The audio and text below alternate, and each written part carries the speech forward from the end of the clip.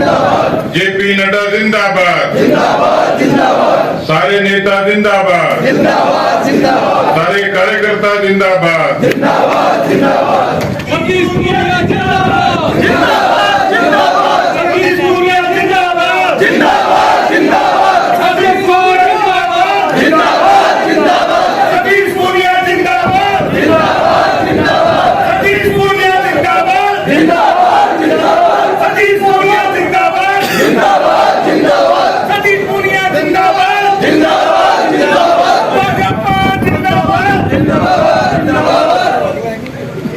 उनकी सारी गुंजाइश है सिर्फ रोटी को छोड़ के। मैं सुबह 8 बजे का चला हूं। मुझे बताया कि जिला कार्य समिति की बैठक है। बैठक का रूप थोड़ा अलग होता है, पूछताछ होती है, ऑडिट होती है, लेकिन अलवर जिले का अध्यक्ष ऐसा है जिसने बड़ी चतुराई से दिशा को ही मोड़ दिया।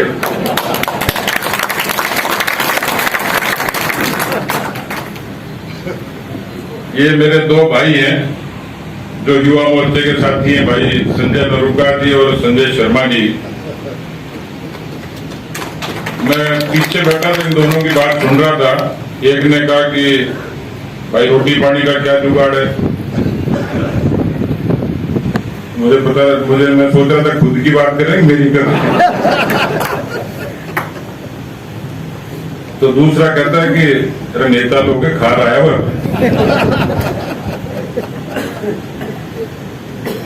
तो ऐसे हमारे संजय शर्मा जी, जिलाध्यक्ष संजय नरुका जी, बाबा जी का आपने भाषण सुना ही है। हमारे यहाँ साधु संतों की श्रद्धा और सम्मान है ही, लेकिन बाबा जी को एक प्रिविलेज है, विशेषाधिकार है। बाबा भी हैं, सांसद भी हैं और बालक भी हैं। तो ये जो करेंगे वो अच्छा ही करेंगे। ऐसे हमारे आदरणीय महंत बालकनाथ जी, आदरणीय पंडित धर्मवीर शर्मा जी, इनको कोई बुजुर्ग कहे तो नाराज हो जाते हैं। इनसे ज्यादा नाराज आदरणीय ज्ञानदेव आहूजा जी होते हैं, इनको मानने को तैयार ही नहीं।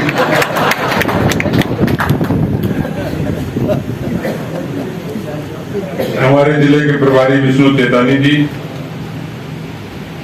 भाई बलवान यादव जी, जो देखने के लिए आए कि अलवर इस उत्तर है, दक्षिण में जुगाड़ कैसा होता है, तो अलवर उत्तर में भी ऐसा ही करेंगे। आगे नहीं करोगे?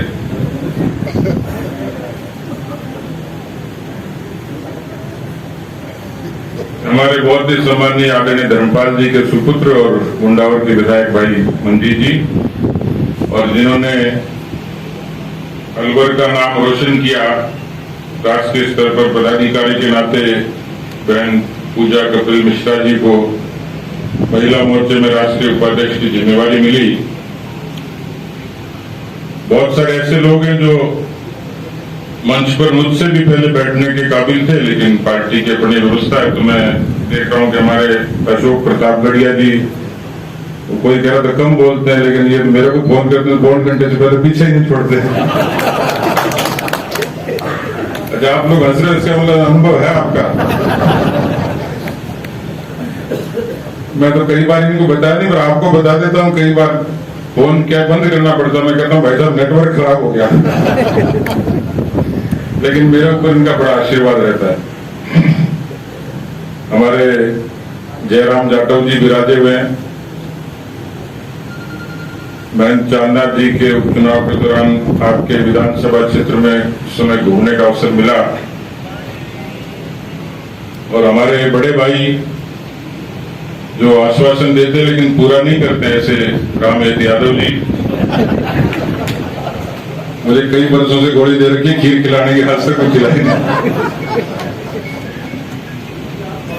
रमेश खींची जी आज खिलाएंगे, ये बात लीक किसने करी? आदरणीय हेम सिंह बढ़ाना जी, रामकिशन मेघवाल जी और मंगलाराम जी भी बैठे हैं नीचे। सौभाग्य है, सौभाग्य। हमारे साथी एक बार मंगलाराम जी मंत्री बन गए, इनके यहाँ गए यूनिवर्सिटी में प्रोग्राम को इनवाइट करने के लिए। मंगलाराम जी बुढ़े बैठे थे, इनवाइट करने विद्यार्थी परिषद के कार्यकर्ता थे। उन्होंने कहा कि मंत्री जी कहाँ हैं? उनका मैं यूं, बोलो क्या काम है। ऐसे बहुत नेक सीधे सज्जन हमारे सोनलाल सुलानिया जी, ऐसे हमारे हामिद मेवाती जी, पूजा यादव जी, अभय सिंह विधोड़ी जी, विजय मीणा जी। तो उसमें एक फौजी का नाम छूट गया, तो मंच पे खड़ा होकर बोला मेरा नाम कैसे नहीं लिया? मीटिंग जब भी चालू होगी तो मेरा नाम लिया ना। हेम सिंह जी का लिया, दिनेश भार्गव जी, घनश्याम गुजर जी, आपसे छूट गए थे। बाबा जी की दिव्य दृष्टि होती है, आपसे कैसे छूटे?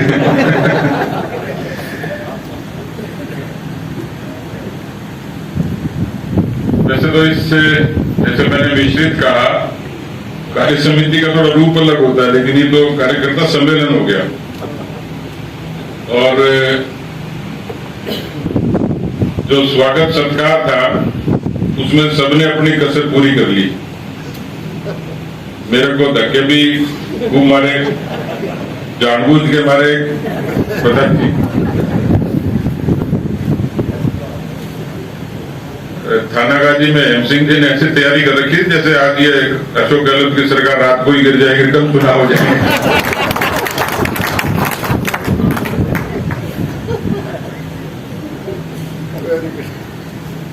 भाई रोहतास ने भी ऐसे कई नौजवानों को इकट्ठा कर रखा था। तो अलवर का जोश देखते हुए तो ऐसे लग रहा है कि शायद रात को ही गिर जाए।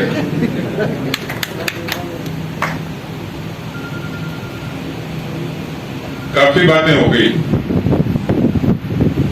विष्णु जी ने संकेत तो किया, लेकिन इनका जो पक्ष था वो ठीक तरीके से पूछताछ के रूप में होता, लेकिन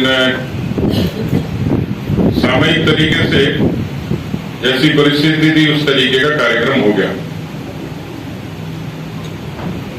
मैं इस सभा का गरीबी रेखा का अंतिम व्यक्ति हूं, क्योंकि जब आखिरी व्यक्ति बोलता है दो ही बातें होती हैं, या तो बोलने के लिए कुछ नहीं बचता या कोई सुनने के लिए नहीं बचता। यहाँ तो संजय नरोगा ने व्यवस्था ठीक कर रखी है कि दरवाजा एक ही है, वहां भी आदमी खड़ा कर रखा।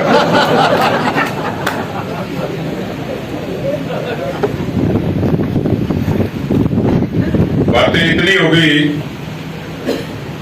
कि उसको दोहराऊंगा तो भी ठीक नहीं लगेगा।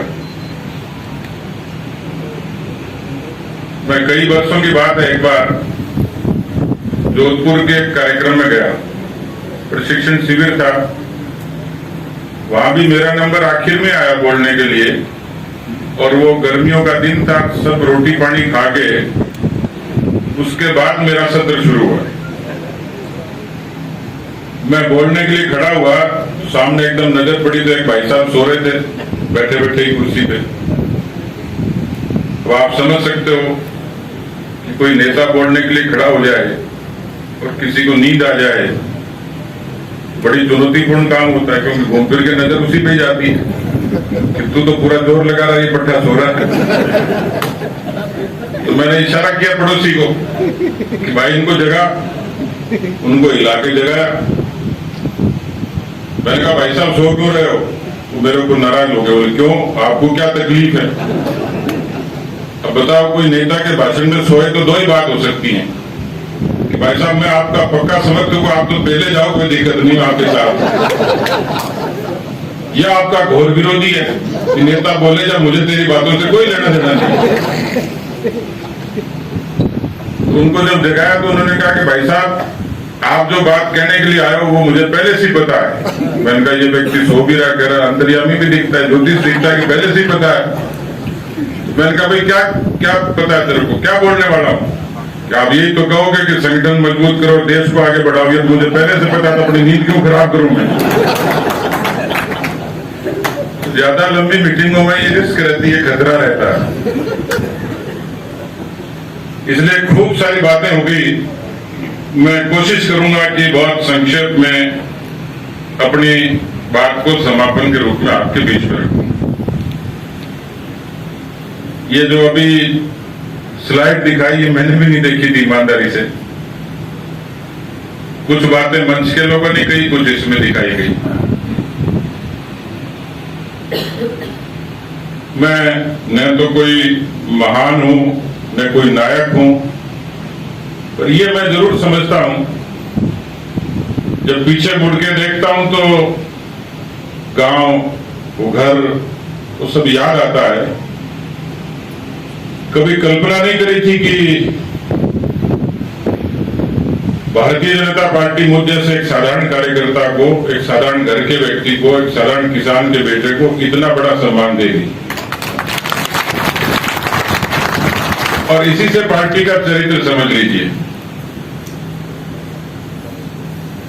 जो राजनीति और समाज में काम करते हैं उनके जीवन में उतार चढ़ाव आते हैं, मन में असंतोष, आक्रोश, विरोध, निराशा, सब चीजें आती हैं। लेकिन कुछ माँ बाप के संस्कार, परिवार के संस्कार, कुछ वो संस्कार कि जिन लोगों से आप जुड़ते हो, जिस संस्था से जुड़ते हो, जिस विचार से जुड़ते हो। और मैं सौभाग्यशाली हूं, जिस कॉलेज का जिक्र हुआ उसके फोर्स पर मुझे अखिल भारतीय विद्यार्थी परिषद की सदस्यता मिलने का सौभाग्य मिला। मेरे जीवन का वो स्वर्णिम युग था, वो काल था, वो समय था कि परिवार के संस्कार लेके एक ऐसे संगठन से जुड़ा, और मैं गर्व कर सकता हूं कि मैं आज जो कुछ भी हूं वो संगठन और उस विचार के कारण हूं। मेरा इसमें कुछ भी नहीं, लेकिन ये मेरा सौभाग्य कि मुझे ऐसे लोग मिले जिन्होंने मार्गदर्शन दिया, संरक्षण दिया, अच्छी शिक्षा दी, दिशा दी। और आप जैसे कार्यकर्ताओं के बीच से, क्योंकि ये स्लाइड जब चल रही थी तो बहुत सारी ऐसी चीजें थी जो इसमें नहीं थी, मैं उन बातों का स्मरण भी कर रहा था। क्योंकि मैंने जब युवा मोर्चे के महामंत्री के रूप में काम किया तो गाड़ी घोड़े थे ही नहीं, मैं तो रोडवेज की बसों में जाता था। कई बार ऐसे अवसर भी आए, मुझे याद है कि एक बार जोधपुर के रेलवे स्टेशन पे अखबार बिछा के सोना पड़ा। कई ऐसे अवसर आए कि जब परिवार को पता नहीं था, लेकिन मैं दोनों बार की कार सेवा का साक्षी बना। मेरे साथ के साथी उसमें शहीद हो गए। कश्मीर के आंदोलन में जाने का अवसर मिला। तो कुल मिलाकर पूरे जिस पैदल यात्रा का जिक्र हुआ, मेरे जीवन का वो एक ऐसा अवसर था, एक ऐसा संस्मरण है। और उसका साक्षी अलवर भी बना। भाई संजय जिलाध्यक्ष थे उस समय, और मुझे बहुत अच्छे तरीके से याद है कि 1998 में 33 सीटें आई थी। मैं अध्यक्ष बना, मेरे सामने बड़ी चुनौती थी, क्योंकि किसी राजनीतिक दल की और नेता की जो परीक्षा वो तो हार जीत से ही होती है। मैं थोड़ा जुनूनी जरूर था। मैं जब अध्यक्ष बना तो एक चैलेंज था कि हम कैसे करें। मुझे अच्छे से याद है वो, मैं आपसे साझा करना चाहता हूं। मैं एक युवा जागरण पदयात्रा डिजाइन करी, सोची, और मैं जोश जोश के साथ दिल्ली चला गया। बड़े नेताओं से मिला तो कईयों के चेहरे पर मुस्कुराहट आई, कईयों ने मजाक भी करी, उपहास किया कि कल ही तो औंधे मुंह गिरे हो, 33 सीटें, काय की पदयात्रा। लेकिन मन में एक संकल्प था कि नहीं, करनी तो है ही। और जब आप राजनीति में काम करते हो तो राजनीति का ऑडिट और लेखा जोखा तो आपके वरिष्ठ लोग ही करते हैं, जनता करती है, पार्टी के लोग करते हैं। मुझे अच्छे तरीके से ध्यान है कि मैं स्वर्गीय भैरव सिंह शेखावत साहब के पास गया तो उन्होंने बड़े मुझे मजाक में ही कहा कि भाई तू बड़ा हिम्मत वाला आदमी है। मैंने उनको निवेदन किया, मैंने कहा था कोई समय आपके पास जैसे भी हो। 7 मार्च को जब ये अजमेर से 1999 में यात्रा शुरू करी तो मुझे ताज्जुब हुआ, कोई ईश्वर का चमत्कार था। मैंने अपने जीवन में वैसा दृश्य नहीं देखा, जो कोई साक्षी यहां होंगे अब इनको पता होगा। लेकिन उस समय अलवर की उस हार के बाद सबसे बड़ी सभा थी, कौन सी कंपनी, केडलगंज, और स्वर्गीय भैरव सिंह शेखावत जी आए थे। मेरे जीवन का मैं क्षण बताता हूं कि किसी कार्यकर्ता को काम का प्रतिफल कैसे होता है। आप टिकट का छोड़ दीजिए, विरोध का छोड़ दीजिए, आपस में मनमुटाव को छोड़ दीजिए, लेकिन काम की आपकी परिश्रम और आपकी तपस्या का प्रतिफल कैसे होता है। मैं भैरव सिंह शेखावत जी को माला पहनाने के लिए जो ही चला, उन्होंने कहा कि आज इस माला का हकदार तू है, मेरे को पहले दूसरी माला लाओ। मुझे उन्होंने माला पहनाई।